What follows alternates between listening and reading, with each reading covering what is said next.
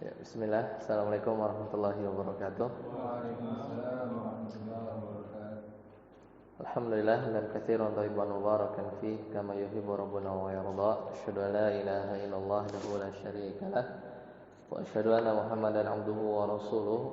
Allahumma shalli ala Muhammad wa ala ali Muhammad. Alhamdulillahilladzi bi ni'matihi tatimmus shalihat. Alhamdulillah di malam hari ini kita masih diberikan kesempatan oleh Allah Azza wa Jalla.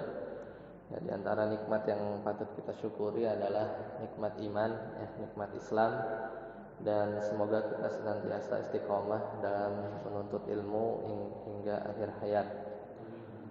Di malam hari ini, insya Allah kita akan coba membahas tema yang lain, dan ini tema yang sangat penting tentunya, dan mudah-mudahan kita istiqomah sama seperti di kajian kita sebelumnya, yaitu kita sudah selesai mengkaji sirah Nabawi ya.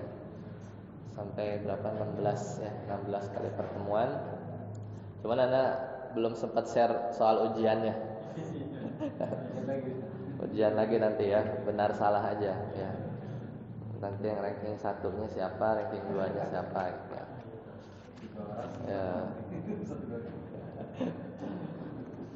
Ya, tadi dapat info. Jadi insya Allah nanti ke depan kita akan coba bahas berkaitan dengan akidah.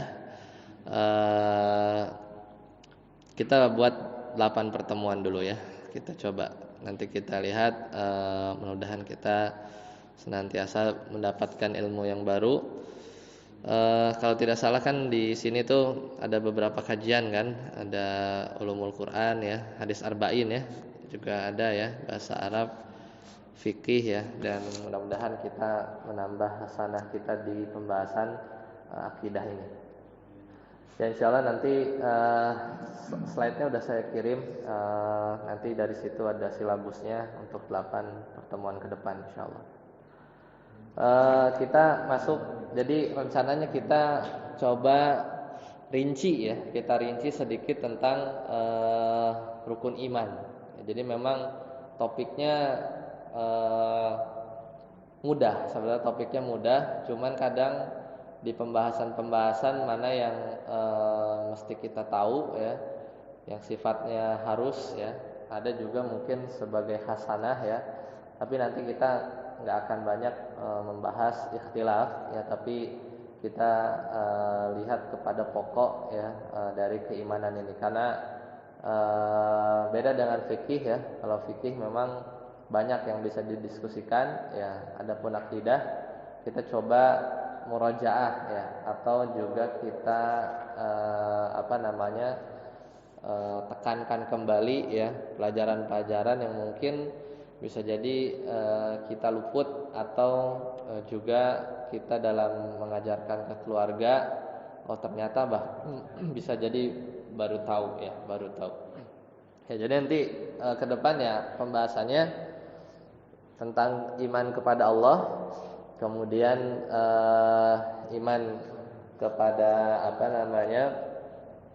malaikat ya, sebagaimana di hadis Jibril ya.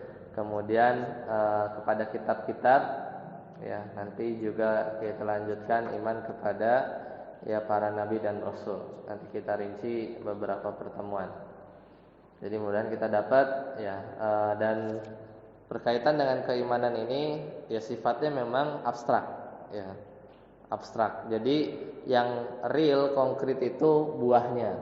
Ya, biasanya yang real dan konkret itu adalah buahnya atau makhluk ya. Tapi kalau keimanan kita kepada poin-poin ini itu nanti memang pembahasannya abstrak, dan makanya di pembahasan akidah kadang timbul ya ya kadang dulu tuh dimasukkan pembahasan logika gitu kan, karena memang untuk menjadikan pembahasan lebih mudah dipahami, itu salah satu metode. Cuman ya lagi-lagi ya memang Islam turun dari hal yang mudah ya, dan agama ini memang tidak dipersulit ya. Syariat kita menjelaskan tentang keimanan. Dan kalau kita lihat pokok pembahasan atau dakwah dari Nabi Muhammad SAW yang kita udah pelajari kemarin ya, berbulan-bulan ya. Harusnya kan 4 bulan ya. Harusnya 4 bulan ya, tapi mungkin perlu beberapa bulan. Ketika itu Rasulullah SAW berdakwah di Mekah ya, di Mekah 13 tahun ya, 13 tahun ya, guna untuk menanamkan ya pokok-pokok keimanan ya, dari yang paling penting ke hal-hal yang paling penting yang lain gitu ya. Dan terus sebenarnya tanpa henti, meskipun Nabi SAW juga sudah ke Madinah ya, sudah ke Madinah sama aja, karena intinya memang mentauhidkan Allah, yaitu memang inti dari dakwah beliau. Cuman kadang kita perlu rinci ya, karena kalau semata-mata hanya tahu bahwa mentauhidkan Allah gitu ya, harus beriman kepada Allah dari sisi mana gitu ya, atau jadi bukan kita dalam beragama ya, alhamdulillah banyaknya kita keturunan ya, maksudnya kita dilahirkan dalam agama Islam. Cuman akan berbeda dengan kawan-kawan kita yang memang dia dulunya bukan beragama Islam. Nah, itu akan menemukan titik balik, dan sebenarnya justru malah kita yang beragama Islam itu punya ilmu yang lebih ya daripada teman-teman yang mungkin baru masuk Islam. Makanya kita harus senantiasa memperbaharui keimanan kita. Ya, Allah Subhanahu wa taala ya kan banyak menjanjikan surga gitu kan. Banyak di ayat kita sering hafal bahwasanya nikmat-nikmat di akhirat itu hanya diberikan kepada orang-orang yang beriman. Misalnya Allah taala berfirman, ya sabiqu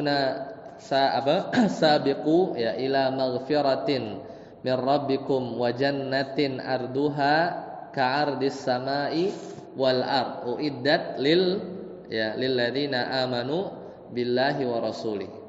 Berlombalah ila maghfirah, kepada ampunan, min rabbikum ya, dari Rabb kalian, wa jannatin ya, arduha, dan surga yang luasnya itu seperti luas langit dan bumi. Ini ungkapan bahwa memang sangat besar ya, bukan sama persis. Ini dari balaghahnya bahasa Arab. Kemudian uiddat lil ladzina amanu, yang disiapkan. Jadi berarti menggunakan fiil madhi ya, dia kalimatnya lampau, berarti sudah ada itu surga, itu sudah ada ya, sudah diciptakan. Lilladzina amanu ya billahi wa rasulih, itu bagi orang-orang yang beriman kepada Allah dan Rasulnya. Jadi satu ya, jadi memang makanya kita kadang sering disebutkan nikmat iman ya. Nah, itu nikmatnya seperti apa ya? Atau jadilah kalian orang-orang yang beriman ya. Nanti kita akan bahas apa bedanya dengan Islam ya, apa bedanya juga dengan ihsan ya. Makanya dulu ketika sahabat ada yang bilang, orang Arab Baduy ya, kita udah pernah ceritakan, ya Rasulullah, ya Muhammad, biasanya begitu ya. Kalau orang Baduy nggak pakai Rasulullah, sungguhnya aku sudah beriman. Ya, kata Nabi, enggak, ya kamu baru Islam, ya belum iman. Nah, nanti kita lihat ya, kenapa Nabi bilang begitu. Seolah ada tingkatan ya, antara Islam, iman, dan seterusnya. Ya, kemudian hafal ya, kita rukun iman ya, hafal juga kita rukun iman. Itu yang biasanya kita sering ajarkan ke anak-anak kita ya. Pertama iman kepada Allah ya, kemudian iman kepada malaikat. Biasanya membayangkannya itu dari sesuatu yang paling agung ya, turun ya ke makhluknya yang lain. Kemudian turun ya ke kitab ya, kemudian para nabi ya, kemudian nanti hari akhir ya, kemudian takdir ya, itu dari pembahasan-pembahasan yang akan kita bahas. Nah, di slide ya, slide pertama. Jadi kita harus tahu tingkatan agama. Ya, agama ini ternyata bertingkat-tingkat. Makanya kalau hadis arba'in udah sampai hadis keberapa? Sini. 7 ya, udah 7 udah lewat. Hadis Jibril ya, hadis nomor 2 ya, kemudian Buniyal Islamu ala khamsin ya, itu hadis selanjutnya.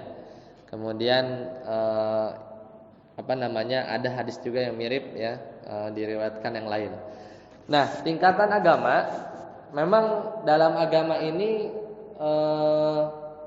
terlepas dari istilah para ulama yang enggak mau membedakan antara usul ya, itu pokok dengan cabang, furu. Ya mau enggak mau kita memang disajikan dengan kenyataan dari banyak dalil bahwa pertama ya, level keimanan seorang itu bertingkat-tingkat. Ya, ini konsekuensi. Ya, ini konsekuensi. Konsekuensi bahwa surga pun bertingkat-tingkat, jadinya adil, ya, jadinya adil. Kemudian siksaan juga berlevel-level sama.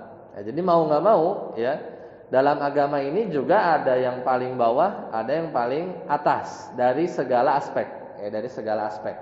Baik itu balasan-balasannya, ya, di satu hadis. Orang yang paling akhir ya, yang masuk surga itu nikmatnya saja udah hampir bandingan lebih besar lebih banyak daripada raja ya di dunia ini ya. Padahal itu yang paling terakhir. Dan dia pernah mengalami siksaan neraka kemudian diangkat di dalam satu hadis yang sahih. Belum lagi kita bayangkan surga Firdaus. Makanya otomatis ya dalam level manusia ya, dalam keimanannya juga dia bertingkat-tingkat dalam mengamalkan agama. Kemudian yang kedua Allah Subhanahu wa taala juga memerintahkan kita ya dalam bertakwa kepada Allah ya sesuai dengan kemampuan kita. Ya, maka nanti ada yang bisa full ya, ada yang hanya sebagian, ya maka itu juga nanti akan timbul perbedaan tingkat. Ya, perbedaan tingkat. Ya, makanya itu sudah satu kepastian. Ya. Tapi kalau berbicara objek atau tujuan pembahasan agama, ya memang ya semata-mata kita melaksanakan tujuan manusia diciptakan ya, wa ma khalaqtul jinna wal insa illa liya'budun. Itu memang itu pokoknya ya. Tapi pembahasannya atau aspek yang bisa kita kaji memang nanti ada tingkatannya. Nah, salah satunya itu adalah di hadis arba'in yang kedua yang mungkin sudah sama-sama kita tahu, yaitu terkenalnya hadis Jibril ya, terkenal dengan hadis Jibril. Ya, jadi sebenarnya kita mau mensyarah hadis itu ya, sebenarnya ya. Kita mau mensyarah hadis itu dalam pertemuan yang banyak gitu ya. Tapi memang hadis Jibril itu masyhur ya.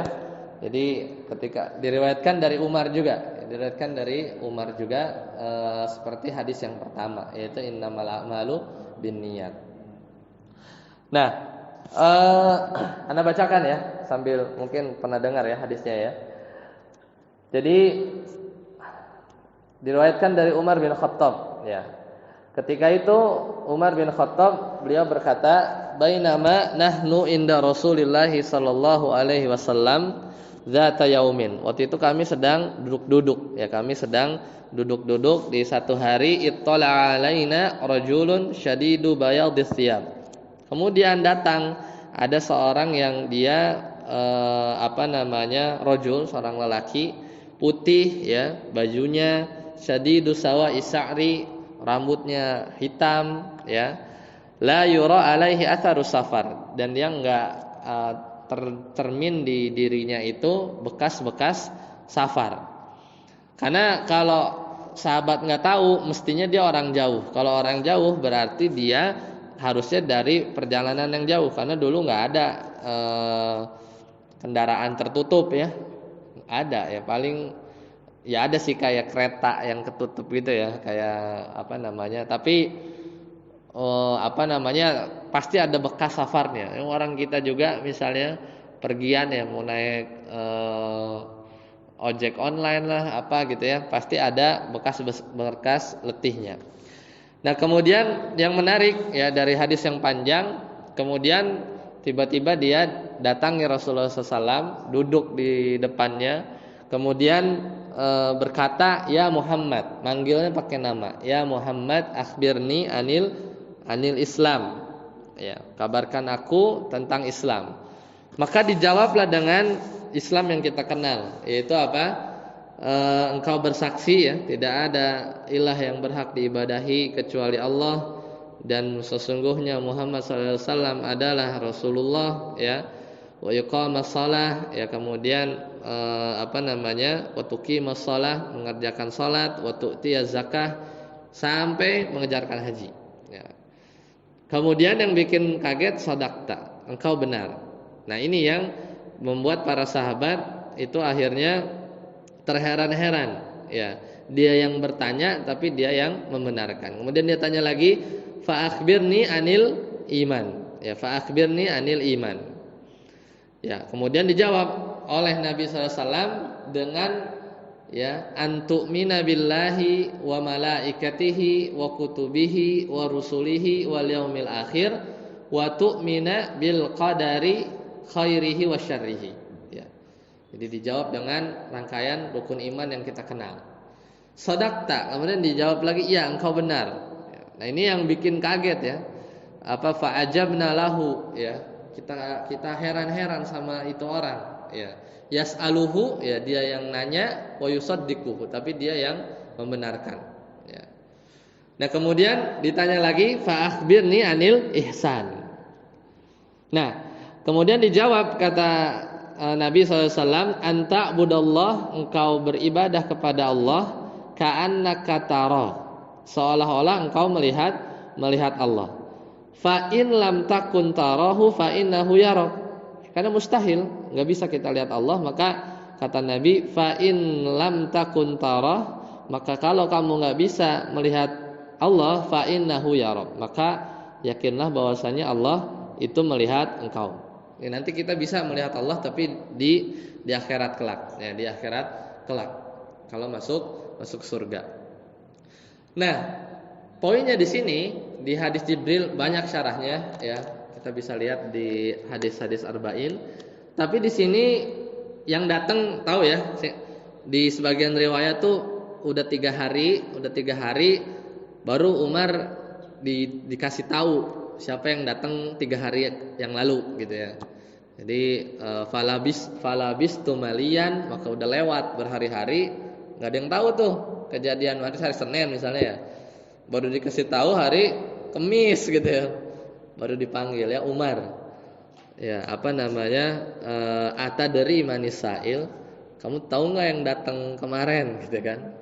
Karena kan kata dalam riwayat ini kan kejadiannya udah lewat. Summan tolaqa falabis tumalian, lewat berapa hari mau dipanggil.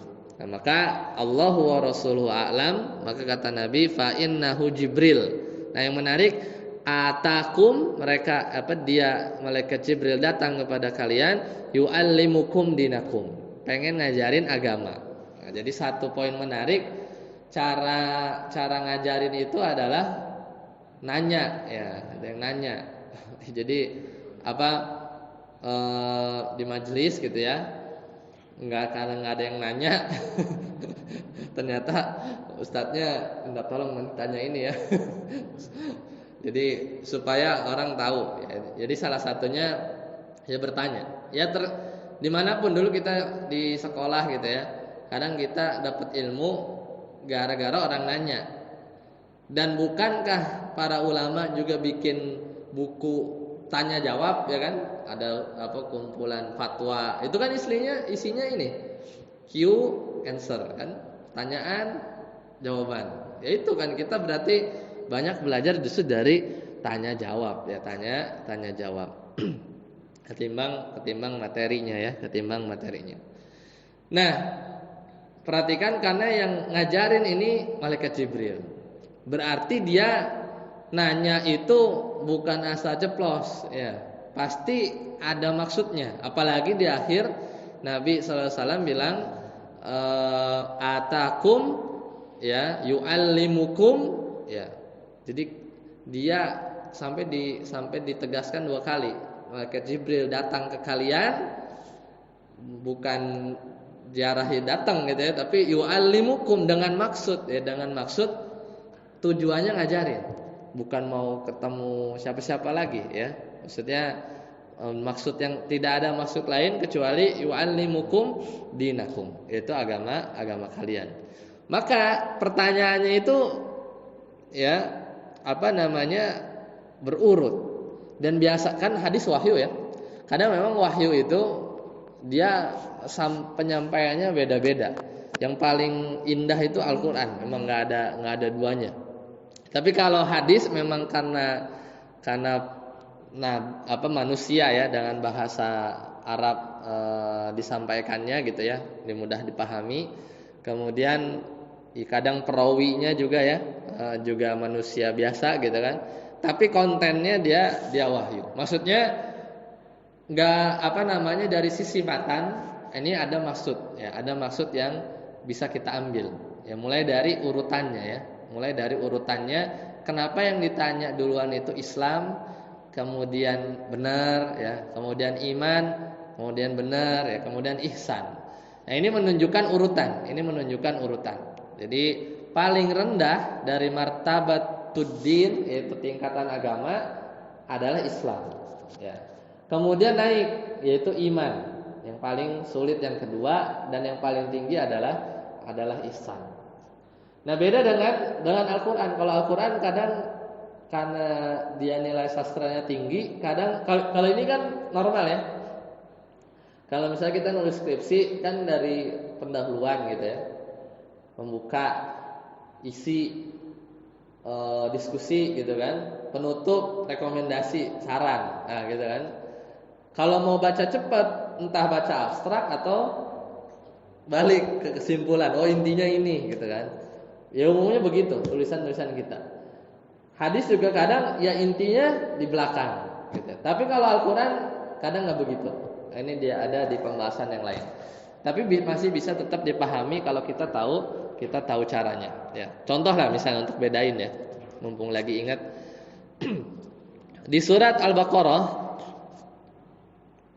itu kan panjang, ya, 286. Intinya apa sih kalau ditanya Al-Baqarah? Apa intinya sapi betina atau apa? Ternyata susunan Al-Baqarah itu kayak piramid.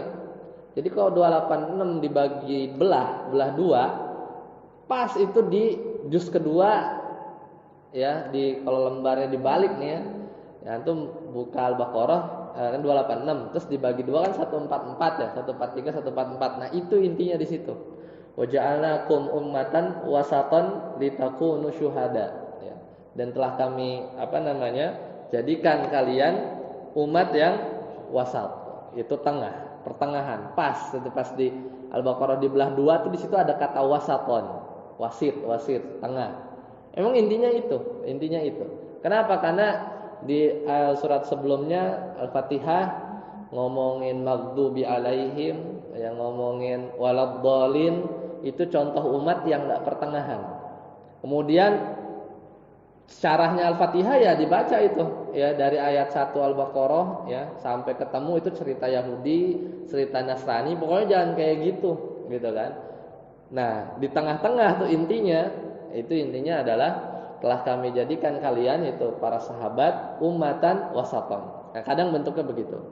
Kadang di akhir, sama kayak umumnya tulisan-tulisan kita gitu kan.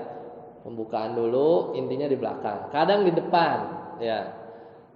Dan seringnya memang bentuknya itu tengah-tengah. Dan ini ditemuin malah sama orientalis ya.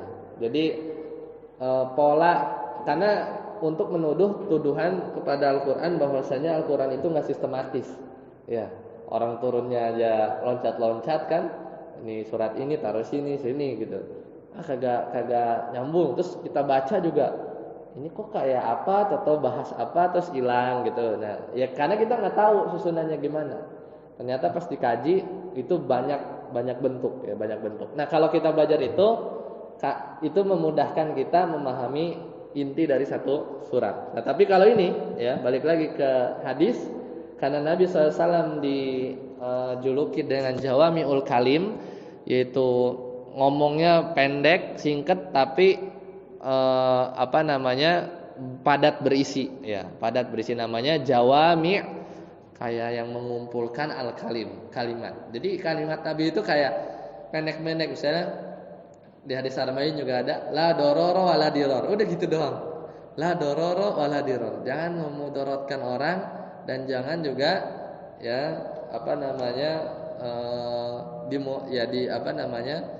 la doror, tidak ada doror ya, wala diror, dan juga memudaratkan orang ya, kayak gitu pendek-pendek gitu kan kadang-kadang. Nah itu padahal kalau disyarah panjang gitu ya, panjang.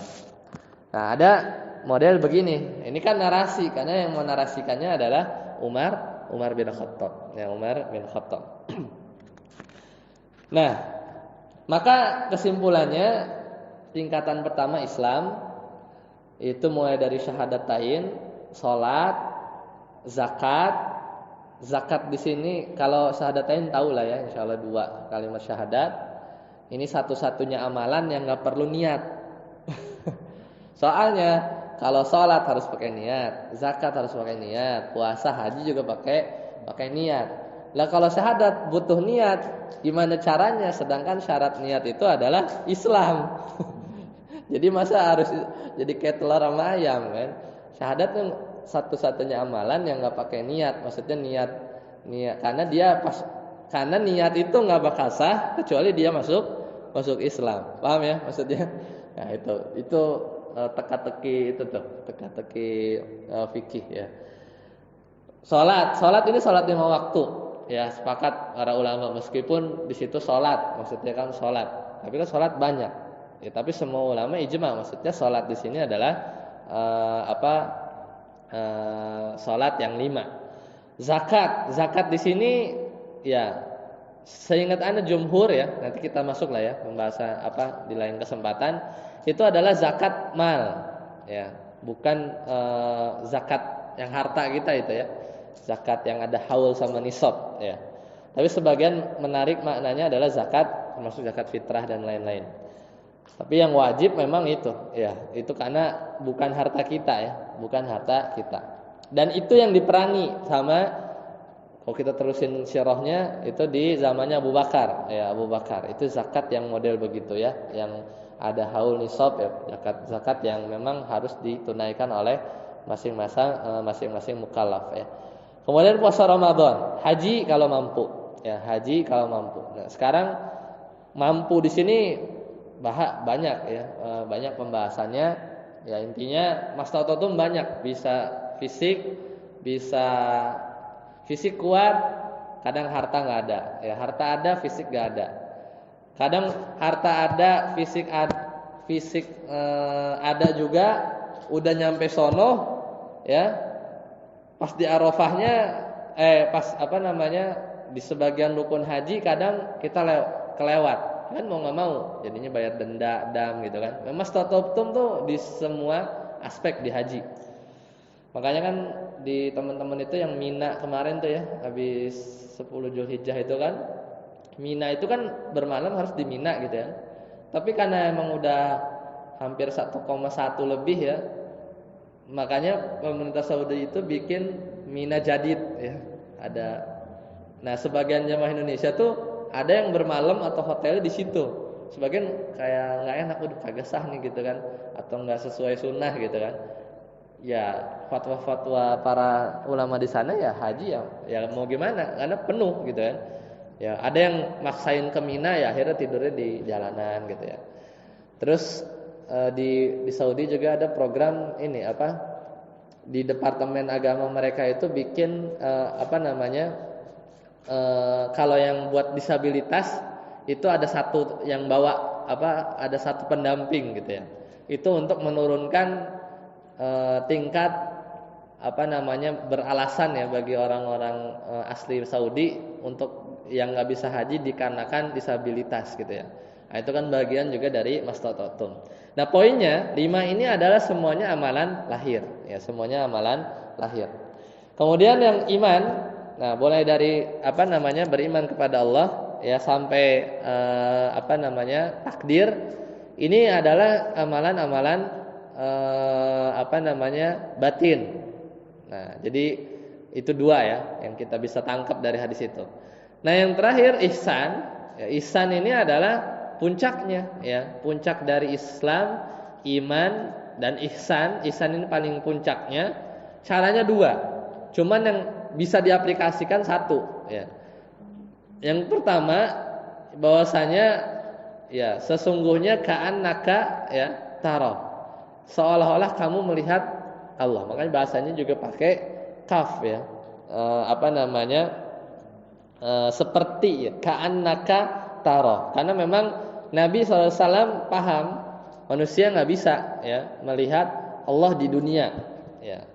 Bahkan Nabi Musa ya, dia dijuluki kalimullah ya, orang yang manusia yang diajak bicara oleh Allah itu nggak bisa yang nggak mampu untuk bahkan ketika disingkap hijab ya, belum melihat ya, belum melihat.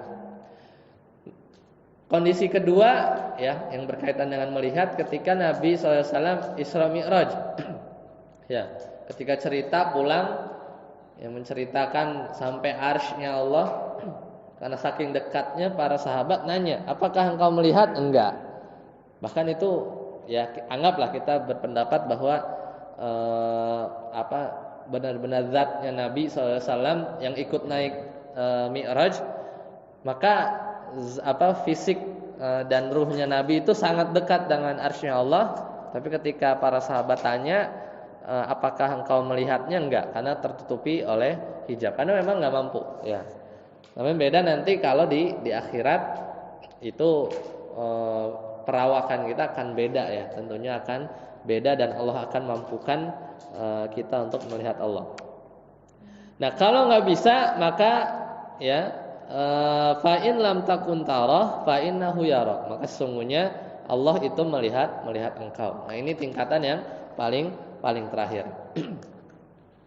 Jadi kalau Islam sama iman ketemu dalam satu dalil, dalam satu konteks pembahasan, itu maknanya masing-masing ya, maknanya masing-masing. Jadi Islam itu adalah amalan-amalan lahir, iman itu adalah amalan-amalan batin. Ya, biasanya begitu. Jadi ada beberapa kalimat atau kata dalam bahasa Arab yang kalau ijtama'a iftaraqo. Kalau dia bergabung ya, Islam sama iman dalam satu bingkai dalil gitu ya, konteks, iftaraqo. Maknanya beda-beda. Tapi wa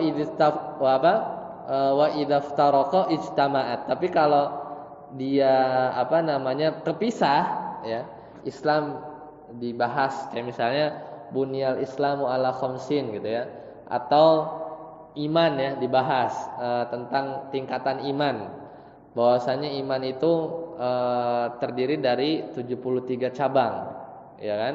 Yang pertama yang paling tinggi adalah kalimat la ilaha illallah. Ini ngomongin iman aja kan, tentang iman, bahwasanya iman itu terdiri dari beberapa cabang. Paling tinggi kalimat la ilaha illallah ya,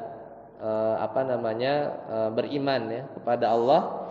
Dan yang paling rendah adalah ya menyingkirkan imatatul adza anit thoriq, menyingkirkan gangguan dari jalan. Itu amalan fisik, padahal lagi ngomongin iman ya, padahal lagi berbicara tentang iman ya. Jadi kalau Islam iman kepisah, iman itu memasuki juga maksudnya adalah Islam juga di situ ya, karena ada amalan lahir ya, amalan lahir. Ya, seperti itu. Ya, jadi itu pembahasan tentang tingkatan agama. Ya, jadi paling kalau dibikin diagram Venn gitu ya. Lingkup paling besar itu adalah Islam dulu. Terus yang core-nya lagi iman. Paling ngerucut lagi ihsan. Nah, jadi kalau diagramnya kayak gitu, berarti orang yang ihsan itu pasti iman dan Islam. Gitu kan? Orang yang beriman ya belum tentu ihsan dia. Ya, dia udah iman tapi belum sampai derajat ihsan, tapi pasti Islam. Nah, sedangkan orang yang Islam seorang yang Islam ini adalah derajat yang paling terendah ya, paling terendah. Ya, seperti itu. Ya, jadi itu yang bisa kita ambil dari hadis tadi ya. Hadis tentang hadis Jibril. Ya, para ulama menyebutkannya dengan hadis Jibril. Karena itu memang aktornya itu ya malaikat Jibril aja memang datang buat ngajarin kita agama. Nah, contoh yang lain ya.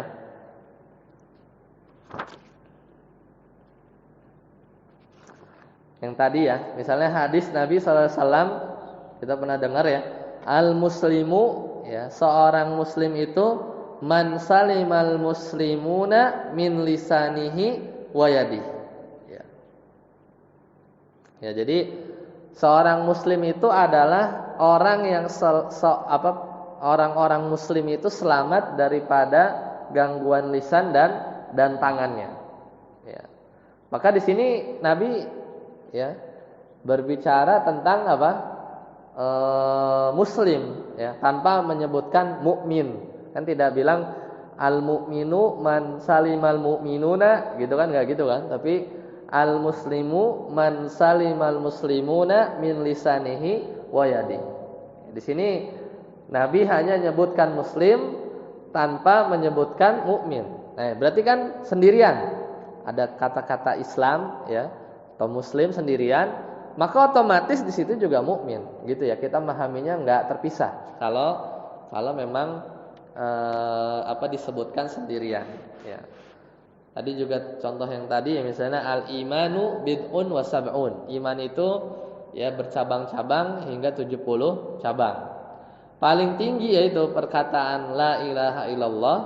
Paling rendah itu adalah menyingkirkan batu dari gangguan dari jalan. Wal haya'u syu'batun minal iman. Dan rasa malu ya, itu juga bagian dari iman. Ya, jadi kecampur ya. Ngomongin iman tapi dalamnya amalan-amalan lahir ya, nyingkirin gangguan dari jalan ya, dan semisalnya. Nah, itu yang dinamakan idza ijtama'a aftaraqa wa idza aftaraqa ijtama'a. Ya, jadi kalau gabung dia punya definisi sendiri-sendiri, tapi kalau misalnya berpisah, nah dia mencakup definisi yang lain. Selain Islam sama iman, ada juga albir sama at-taqwa, itu juga sama ya. Itu juga punya arti yang mirip ya, punya arti yang mirip. Misalnya juga fakir sama miskin. Kalau dalam satu konteks dalil ada fakir sama miskin, beda tuh jadinya, fakir apa, miskin apa.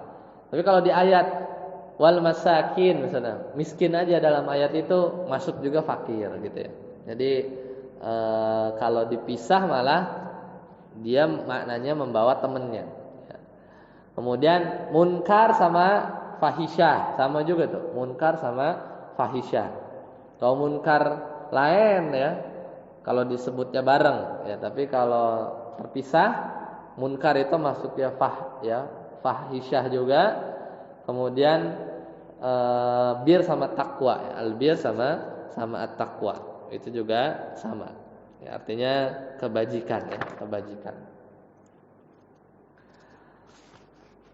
Ya, kemudian ihsan ya, tingkatan yang terakhir. Pertama, anta'budallaha ka'annaka tarah. Engkau beribadah kepada Allah seolah-olah engkau melihatnya. Ya, seolah-olah engkau melihatnya. Ya, maka Di sini Nabi dengan menggunakan kaf ya,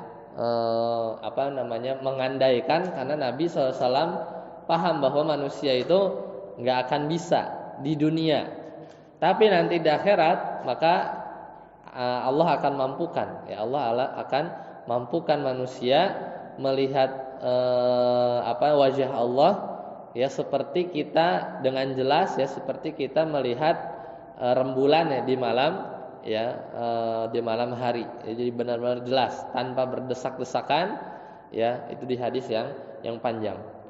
Kemudian level yang kedua, fa in lam takun tara fa innahu yara. Kalau kamu enggak bisa lihat ya saat ini, fa innahu yara. Nah ini sungguhnya dia melihatmu. Ini namanya muraqabatullah. Itu senantiasa diawasi oleh Allah. Jadi dia yakin ya bahwasanya ya Allah melihat ya dimanapun kita beribadah, dimanapun kita berada ya, dimanapun kita berada. Maka itu korelasi antara Islam, iman dan ihsan ya, iman. Jadi kalau tadi bikin diagram, kalau dibikin struktur yang lain ya kayak pohon ya, kayak pohon gitu. Jadi bagian bawahnya akar ya, pondasi itu kayak akar 1, akar 2 ya, akar 3 itu adalah iman ya. Di masing-masing iman ini ada ihsan di dalamnya ya. Istilahnya dia yang menambah kualitas dari keimanan seseorang. Kemudian tumbuh ya, tumbuh. Nah, itu cabang-cabangnya ya adalah rukun Islam yang terlihat ya, karena rukun Islam itu semuanya bisa dilihat orang. Tapi kalau keimanan kan abstrak, makanya kayak di dalam tanah gitu ya, surface-nya itu adalah Islam.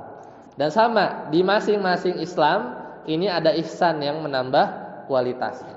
Jadi nanti kelihatan ya syariat-syariat Islam itu diamalkan oleh manusia itu seperti apa.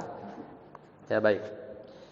Nah kemudian terakhir kaidah-kaidah sebelum nanti kita bahas ya lebih detail di pertemuan selanjutnya nanti tentang rukun iman kepada Allah apa saja yang nanti harus kita rinci ya. Intinya begini, di rukun iman kan ada 6 nih, ada 6. Ini nggak boleh hilang satu ya, nggak boleh hilang satu. Jadi semuanya ini tuh wajib. Satu aja lepas itu udah jadi sekte tersendiri. Nah, gitu ya. Udah jadi sekte tersendiri. Misalnya lepaslah rukun kepada iman kepada nabi dan rasul. Ya udah nanti dia akan punya penyimpangan sendiri. Kalau yang pertama, nah ini lepasnya nomor 1, ntar kita ketemu orang-orang yang menamakan dirinya adalah ateis gitu ya. Kemudian lepas yang kedua misalnya malaikat.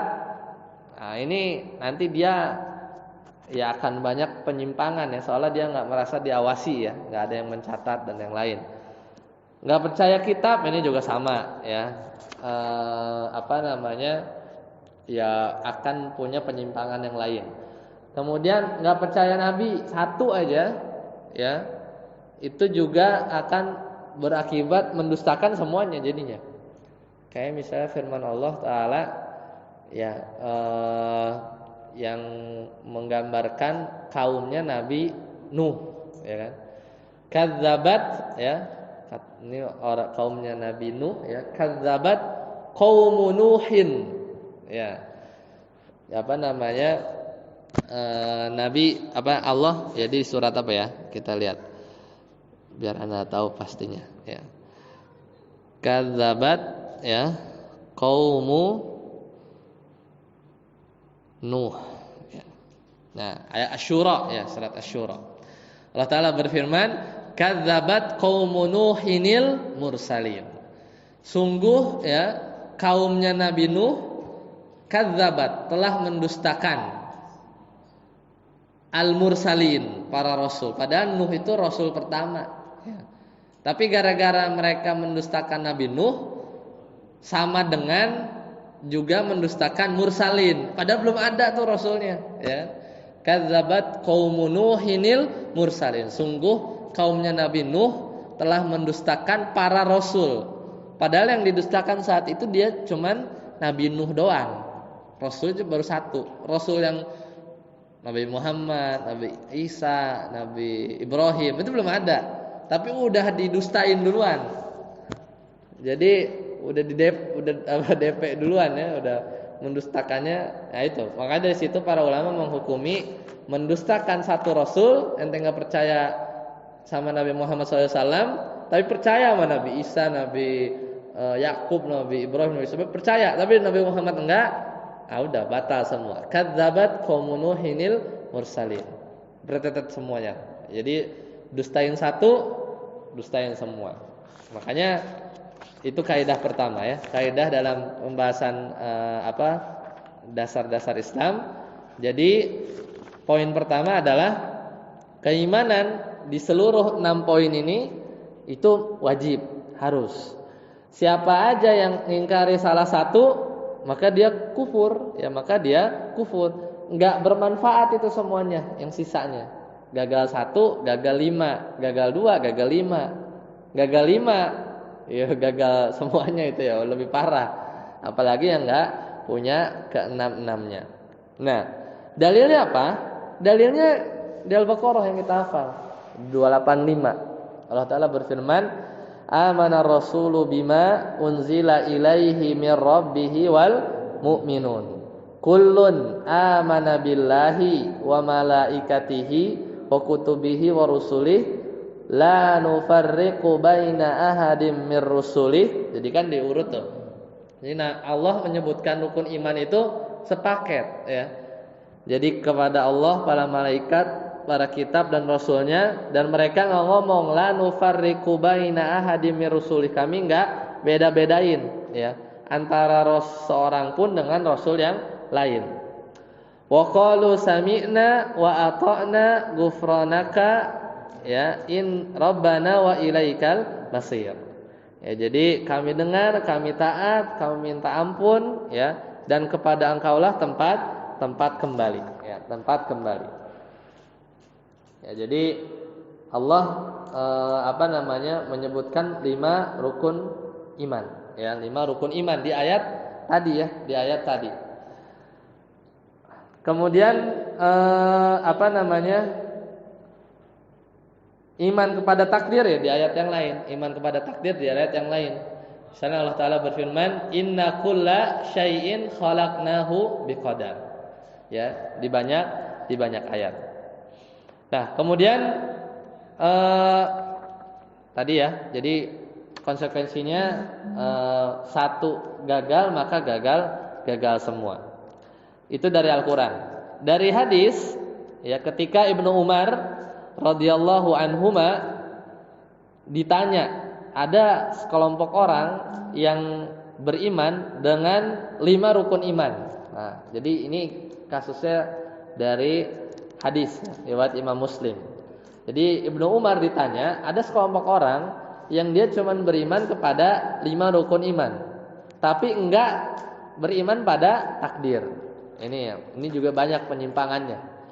Dan Nabi juga sebenarnya udah kayak ngasih clue kan. Kalau di hadis Jibril itu, wa tu'minuna billahi wa malaikatihi wa rusulihi wa kutubihi, pas giliran di qada dan qadar itu diulang lagi. Wa tu'minu ya. Jadi seolah ada penekanan. Tapi kalau dari Allah sampai para nabi hari akhir itu enggak diulang tu'minunya, tapi pas di qada dan qadar itu Allah ulang. Jadi seolah memang nanti ada yang mengingkari dan kejadian. Nabi belum wafat lama di zamannya Ibnu Umar. Ibnu Umar pernah ditanya ya tentang ada sekelompok orang yang percaya kepada yang 5 rukun iman, tapi yang nomor 6 enggak. Maka kata Ibnu Umar, mereka kufur. Jadi fatwa sahabat. Ya, fatwa sahabat. Secara aktual, kita udah belajar sirah.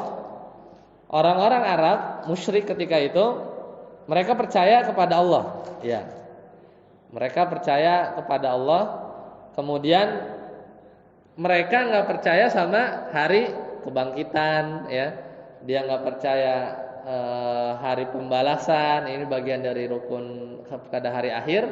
Maka sama Nabi juga diperangi, ya, diperangi. Jadi dari situ, dari fakta-fakta itu bahwa ya satu gagal maka akan menggagalkan semuanya. Nah, kaidah yang terakhir, yang kedua, jadi pertama satu gagal, ya, gagal semuanya. Nah, kaidah yang kedua, ya, kalau nanti kita ya bekal kita untuk membahas lebih detail, ya, di rukun iman ini itu diamalkannya nggak boleh sepotong-sepotong, ya. Nah ini, jadi 6-nya kodok komplit, istilahnya sehat, 4 sehat 5 sempurna gitu ya. Nah, pas ngamalin di satu-satunya itu juga harus sempurna dan utuh, nggak boleh setengah-setengah. Misalnya iman kepada Allah cuman di sebagian sisi yang lain enggak. Atau iman kepada malaikat Jibrilnya nggak mau, ya, nggak mau dia nggak mau kayak orang-orang Yahudi ya.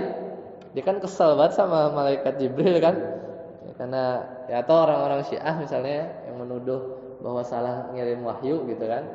Kitab juga sama, misalnya nggak percaya sama sebagian kitab, nah itu juga nggak bisa. Nabi apalagi, ya, nggak, saya cuman nabinya -1 lah, nggak gitu. Yang lain beriman, nggak bisa. Kodo juga sama, ya.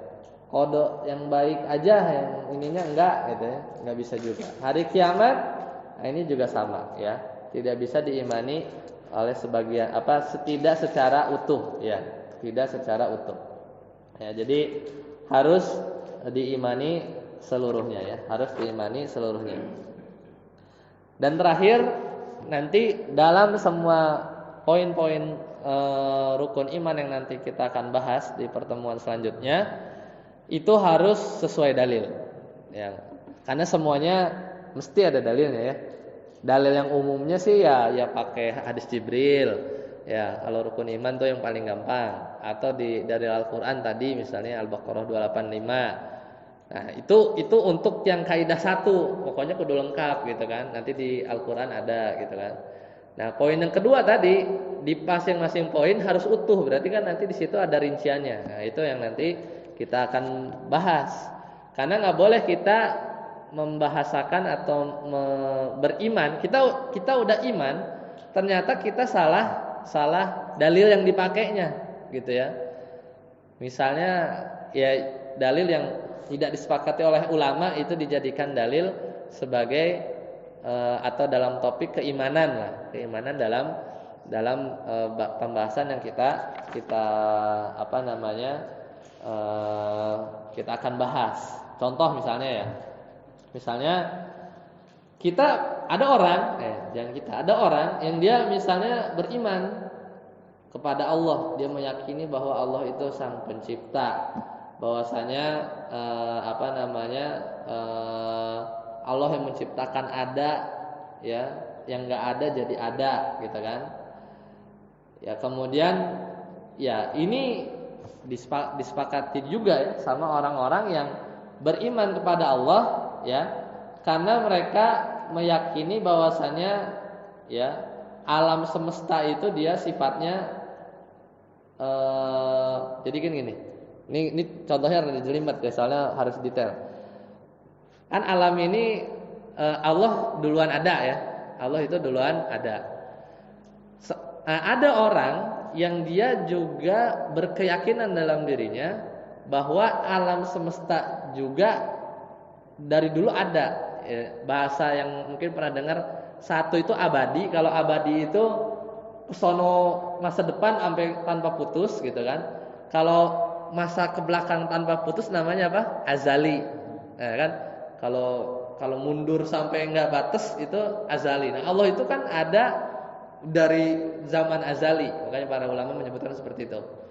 Sedangkan ke depan ya, kalau terus sampai akhirat gak ada ujungnya, abadi ya, abadi. Nah, ada orang ya, dia beriman kepada Allah bahwa Allah itu ada ya, ciptaannya ada dari zaman dulu ya. Tapi bersamaan itu pula dia meyakini bahwa alam semesta juga ada juga bersamaan dengan Allah dari masa azali. Jadi kayak ada dua ya. Allah dan alam semesta itu dari dulu ada dan setara. Nah, itu dia beriman nggak kepada Allah? Beriman.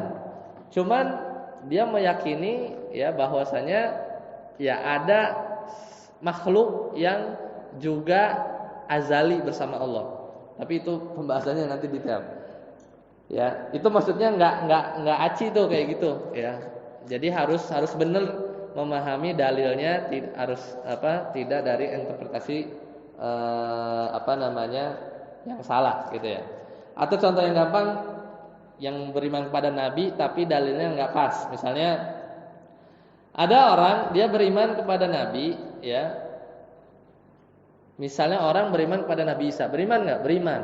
Cuman dia salah ngasih sifat ke Nabi Isa. Harusnya dia menyematkan sifat hamba, ya kan? Beriman nggak? Beriman. Cuman dia sematkan kepada Nabi Isa itu sifat ketuhanan. Nah, kan jadinya nggak aci kan? Beriman kepada Nabi Isa? Beriman. Cuman dia salah ngasih atribut. Ya. Harusnya dikasih atribut hamba, tapi dikasih atribut ketuhanan. Satu lagi, ada orang beriman kepada Nabi Muhammad SAW, tapi dia nggak yakin Nabi Muhammad itu Nabi terakhir. Dia meyakini misalnya Mirza Ghulam Ahmad atau Musaddiq gitu ya. Ada juga, nah, kan beriman juga ya. Beriman ke rukun iman, 6. Berapa yang diimani? 6, lengkap gitu kan.